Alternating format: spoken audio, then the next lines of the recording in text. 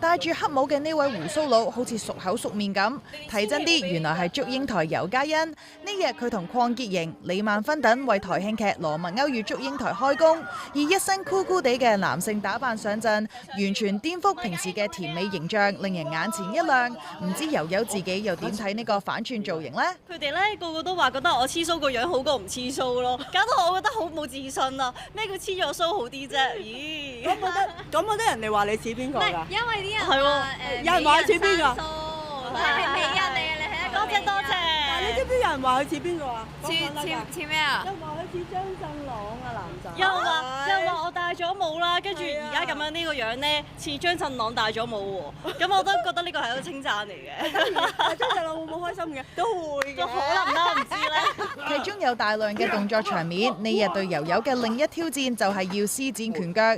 見佢喺動作指導嘅教導下，一招一式都好有風範啊！今日拍嘅呢一場已經係打過好幾集㗎啦，所以咧今日就比之前就熟練啲啦。咁同埋其實我覺得打戲係幾好玩嘅。而家我拍到成個人都好興啊！係啊，因為我哋咧拍嗰陣時咧即係橫跨好多天氣嘅。當好熱嘅時候，我哋就好舒服啦。尤嘉欣咗，你哋就好啦。而家好凍，好似今朝咁咧，臨到我哋嗌凍咧，佢就哎呀我好舒服啦。我而家。但係我講一樣嘢啊 Judy 有人打下咧，打到渾身是勁咧，偷偷地我覺得好咧，將自己嗰件 Superwoman 底衫除出嚟。係邊個嚟嘅？嚇！係。